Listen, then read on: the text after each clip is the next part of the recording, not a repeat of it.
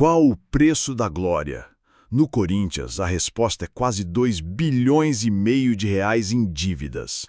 Décadas de gestões desastrosas e parcerias suspeitas nos trouxeram até aqui. Chegou a hora de entender essa história não para lamentar, mas para lutar, para que a fiel torcida, unida, possa finalmente tomar as rédeas do nosso clube. O que vocês verão a seguir não é apenas o passado, é o nosso plano para a reconquista. Você verá agora a dívida do Corinthians, uma análise presidente por presidente de 1990 a 2025. A história recente do Esporte Clube Corinthians Paulista é uma saga de glórias e abismos. Um épico moderno, onde a euforia das arquibancadas muitas vezes mascarou a dura realidade dos balanços financeiros.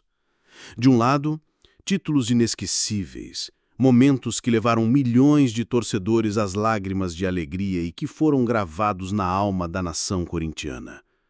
Do outro, uma dívida crescente, uma espiral de passivos que hoje ameaça a própria sustentabilidade do clube. Esta apresentação mergulha na complexa trajetória política e financeira do Corinthians nas últimas 3 décadas.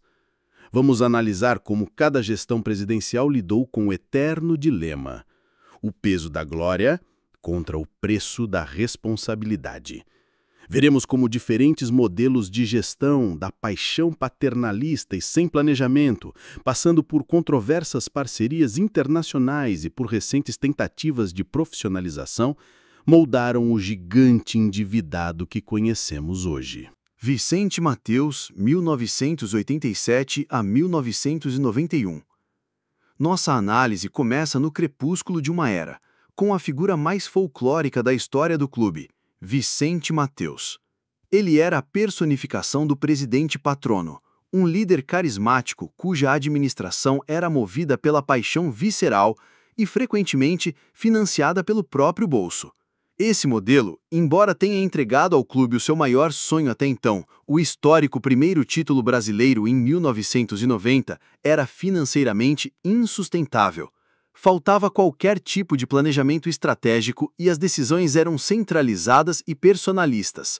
Não há dados financeiros consolidados da época, mas o legado de Mateus foi claro como o dia, uma imensa glória em campo que o eternizou como ídolo e um perigoso vácuo de poder que, com sua saída forçada por questões estatutárias, deixou o clube politicamente vulnerável e à mercê de novas e mais predatórias forças políticas. Marlene Mateus, 1991 a 1993. Com a saída de Vicente, o Corinthians viveu um momento histórico e sem precedentes no futebol brasileiro. Marlene Mateus, sua esposa, tornou-se a primeira e única mulher a presidir o clube.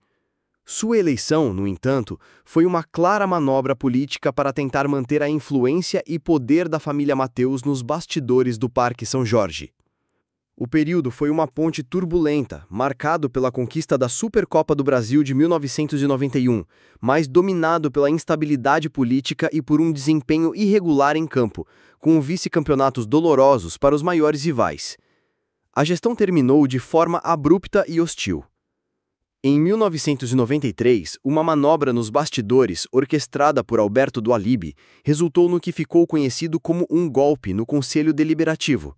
A dinastia Mateus chegava ao fim, não por uma derrota nas urnas, mas por uma articulação que inaugurava uma nova e longa era de poder. Alberto do Alibe, 1993-2007. A chegada de Alberto do Alibe inaugura uma era de extremos, a mais longa e controversa da história moderna do clube. Durante seus 14 anos no poder, ele implementou um modelo de gestão radical, baseado em parcerias com grandes investidores externos. Primeiro, com o Banco Excel. Depois, com o fundo americano HMTF, que financiou o time campeão mundial de 2000, com craques como Rincon, Dida e Edilson. O resultado foi uma avalanche de títulos. Contudo, a glória construída sobre capital externo teve um preço catastrófico. A parceria final com a infame MSI trouxe os galácticos Tevez e Mascherano e o polêmico título brasileiro de 2005, mas revelou-se um sofisticado esquema de lavagem de dinheiro. O escândalo culminou na renúncia do presidente, no rebaixamento do clube para a Série B e em uma dívida de 103 milhões de reais, deixando um rastro de vergonha e destruição. André Sanches, primeiro mandato 2007-2011, das cinzas do rebaixamento, surge André Sanches, liderando a chapa Renovação e Transparência com a promessa de limpar e reconstruir o clube. Sua missão era quase impossível, mas sua grande jogada mudou o rumo da história, a contratação de Ronaldo Fenômeno. Mais do que um reforço, Ronaldo foi um catalisador de marketing que restaurou a credibilidade, atraiu patrocinadores e reacendeu o orgulho da Fiel. Foi também o principal articulador do projeto da Arena Corinthians, uma ambição antiga que se tornaria, ao mesmo tempo, um sonho realizado e um fardo financeiro para as décadas seguintes. Os títulos voltaram, da Série B em 2008 ao Brasileiro em 2011.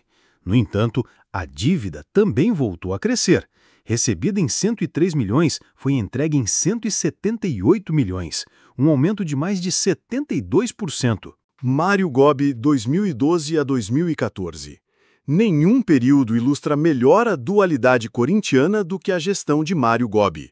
Foi o auge esportivo, o clímax da glória, com as conquistas invictas e inesquecíveis da Copa Libertadores e do Mundial de Clubes em 2012. A euforia, no entanto, deu lugar à mais pura irresponsabilidade financeira. Impulsionada por receitas recordes, a gestão adotou uma política de investimentos altíssimos, simbolizada pela controversa e exorbitante contratação de Alexandre Pato por 40 milhões de reais. O sucesso em campo foi usado como justificativa para gastar ainda mais, em vez de sanar as contas. O resultado foi a primeira grande explosão da dívida, que saltou de 178 para 372 milhões de reais, um aumento chocante de 108% em apenas 2 anos. Roberto de Andrade, 2015-2017. Roberto assumiu com a missão quase impossível de apagar o incêndio financeiro deixado por Gobi. Sua gestão ficou conhecida como a do campeão da austeridade. Ele precisou assistir ao desmanche do time campeão brasileiro de 2015 por pura necessidade financeira, vendendo seus principais jogadores. Ainda assim, de forma surpreendente e muito graças ao talento tático de Fábio Carille, conquistou mais um brasileiro em 2017 com um time desacreditado.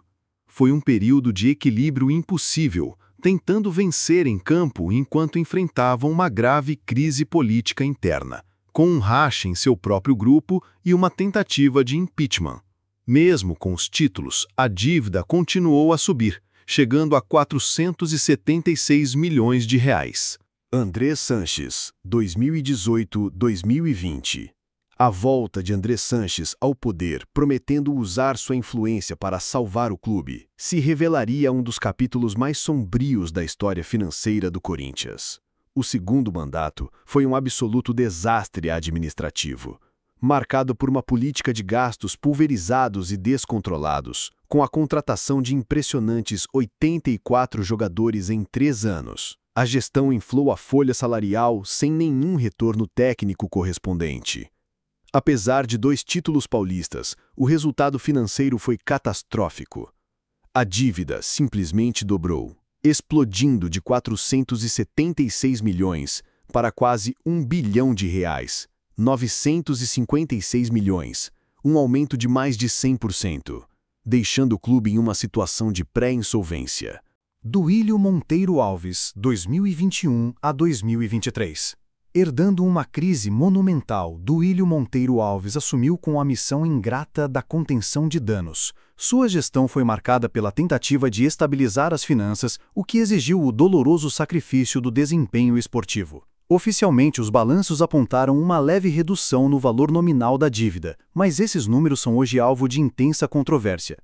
Pesa sobre a gestão a grave acusação, atualmente sob investigação pelo Conselho Deliberativo, de que a suposta redução foi, na verdade, uma manobra contábil, com dívidas sendo postergadas para o ano de 2024. O custo esportivo foi inegável. A ausência de título se tornou o símbolo de sua administração, sendo o primeiro presidente em 36 anos a encerrar o mandato sem uma única conquista no futebol masculino principal. A gestão terminou sob um véu de desconfiança, deixando um legado financeiro questionável e o fim da hegemonia de seu grupo político. Augusto Melo 2024.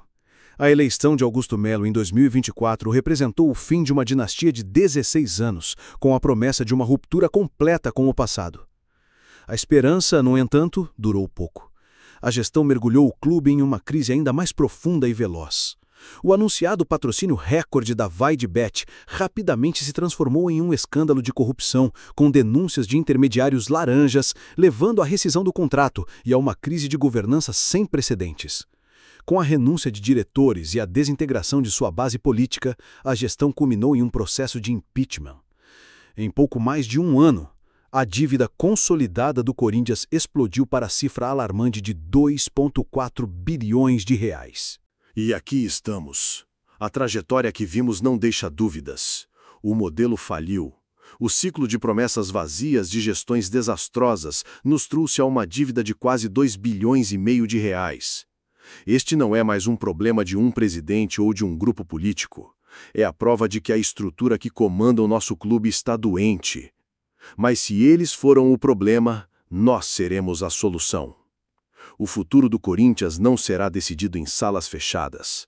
Ele será forjado na força da torcida comum, que lota estádios e move essa nação.